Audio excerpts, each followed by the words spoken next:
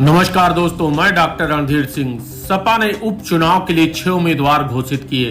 Samajwadi party ने हरियाणा का परिणाम आने के एक दिन बाद ही उत्तर प्रदेश में 10 सीटों पर होने वाले विधानसभा उपचुनाव के लिए 6 सीटों पर कलहर, सीमामऊ, फूलपुर, मिल्कीपुर, कटेहरी और मझवा पर उम्मीदवार घोषित कर दिए हैं। सपा प्रमुख अखिलेश यादव ने पीडीए फार्मूले के आधार पर उम्मीदवार तय किए हुए हैं।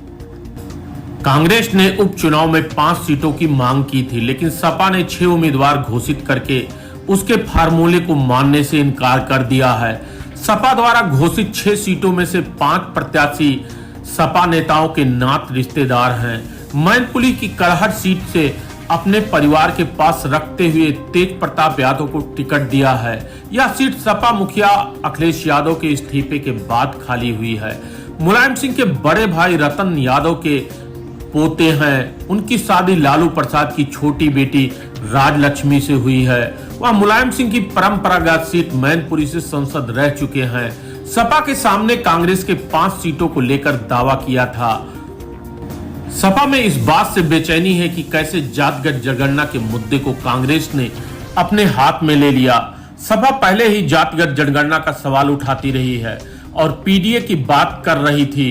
बाद में कांग्रेस ने इसे एजेंडे में शामिल कर लिया, खास तौर पर जातगत जनगणना पर जोर देती है। हालांकि लोकसभा में नेता प्रतिपक्ष राहुल गांधी व अखिलेश यादव अगल बगल बैठते हैं और दोनों के बीच बेहतर समन्वय दिखता है।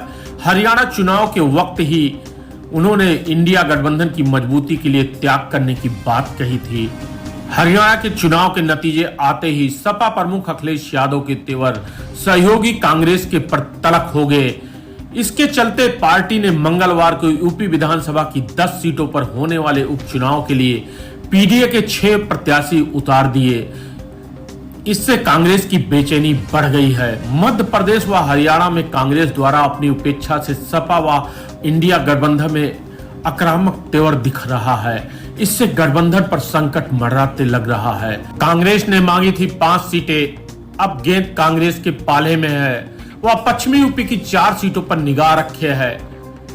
इस पर भी प्रत्याशी उतारने की घोषणा नहीं की है।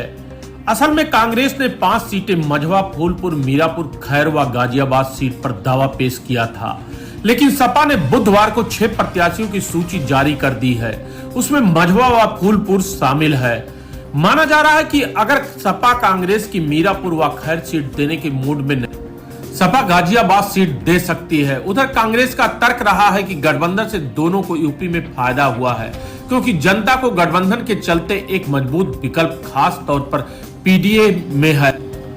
वहीं बुधवार को जारी एक बयान में अखिलेश यादव ने कहा कि प्रदेश में भाजपा सरकार के अमृतकाल के लिए मानी जाएगी।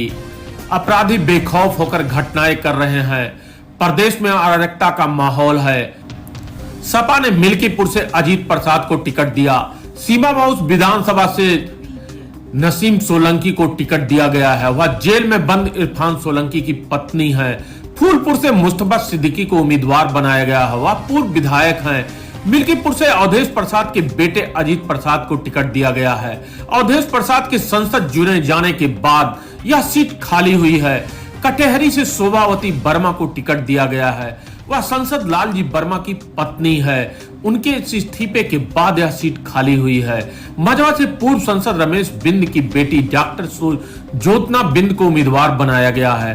सपा प्रमुख ने पीडीए फार्मूले के आधार पर पिछड़ा दलित मुस्लिम उम्मीदवार उतारे हैं। इसी फार्मूले पर सपा ने लोकसभा चुनाव में 37 सीटें जीती है। विधानसभा उपचुनाव के लिए अब 4 सीटों पर सपा द्वारा उम्मीदवार घोषित किया जाना बचा है। अब देखना होगा इंडिया गठबंधन की साझेदारी कांग्रेस के हिस्से में कितनी सीटें आती हैं। बताया जा रहा है कि सपा संभल की कुनरखी और मुजफ्फरनगर सीट की मीरापुर सीट पर प्रत्याशी की घोषणा जल्द करेगी। इन दोनों सीटों के संभावित प्रत्याशी से तैयारी शुरू कर दी गई है। गाजियाबाद और खैर सीट कांग्रेस को सपा गठबंधन के नाते दे सकती है। जय हिंद, जय भारत।